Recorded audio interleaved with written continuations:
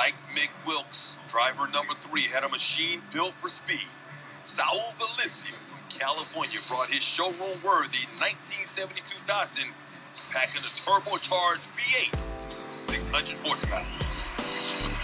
Oh, I just saw the show last night. Have you ever drifted before? No, so what it was crazy about is that when I got hit up to do the show, it was literally like 3 weeks before, you know, I was gonna do this, the show, and fly me out to Rochester, you know, compete in this crazy competition. I've never drifted before. Did they ask you if you knew how to drift? You know, I had to kind of lie a little bit, and I was like, yeah, you know, I can drive, I can drift, you know. And it was like my occasional where we would mess around. You know, me and you have stories where I've scared you a little bit with my driving. So I was like, you know what, yeah, I could drift it, and plus it was a perfect showcase to showcase this car and see what it can do, and, you know, push it, you know, and see what it's capable of, you know. But with the setup that it had, you know, it was more set up for a drag car. How did the whole thing come about that, you know, you came to be on Hyperdrive? So it was funny because obviously the car was getting a lot of popularity. You know, I got hit up to do Super Street, Speed Hunters, a lot of social media, went to car shows, was getting a lot of hype for the car. You know, it was one of the biggest builds I've done, and it was, you know, really popular. And you know, they hit me up through social media. They hit me through Facebook, I believe, and they hit me up and saying, oh, you know, would you be interested in doing this show? And and at first I thought it was kind of fake, like, yeah, this is kind of real.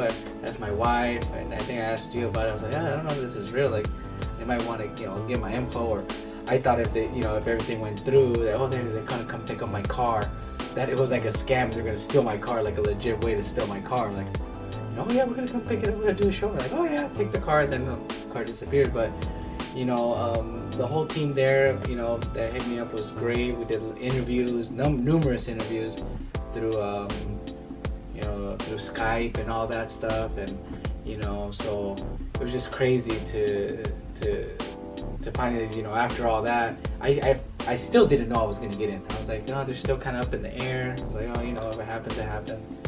And then I got that call, and I was like, hey, so you're in, and like a week right before the show started.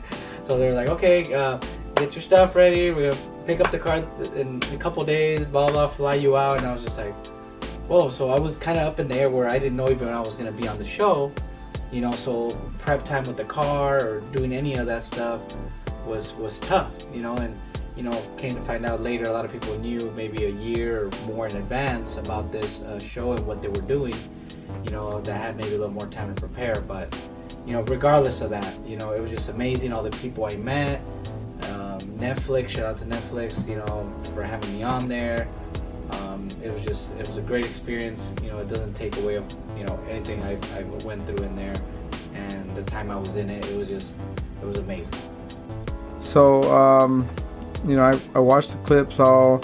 I didn't see, you know, anything besides you hitting that marker. Anything happened to the car out there when you were racing? Yeah, so obviously we got a little bit of practice. You get to a little practice, get used to, you know, what you're gonna be doing. And so obviously my sponsor Nitto, I had all the tires, you know, the slick tires in the back, and so they're meant to grip. So once they warm up, they get sticky and they grip.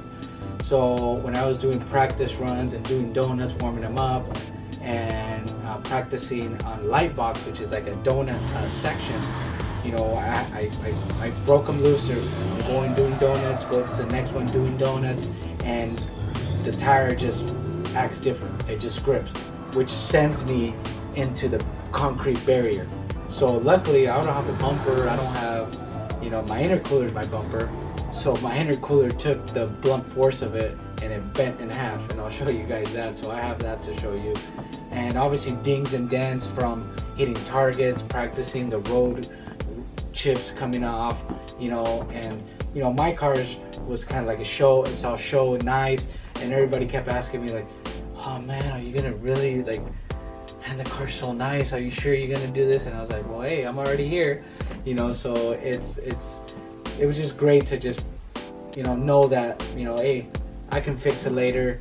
Just not be worried about anything and just go hard on it, you know, send it.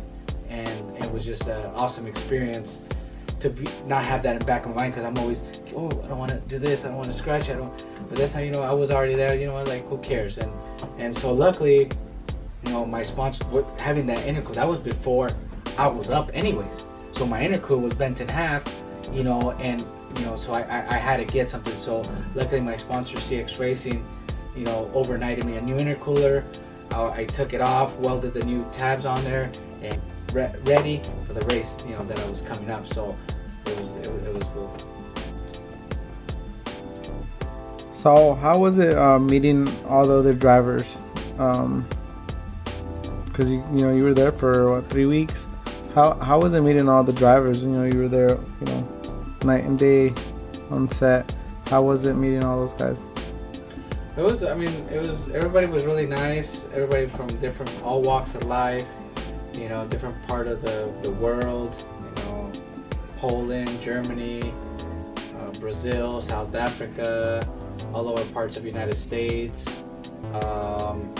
It was just crazy. I mean, all the people was really nice, you know, but like I said, the unity that we had was sharing the love for motorsports, you know, and you know, everybody had a story, you know, everybody, different walks of life, you know, how they got into cars,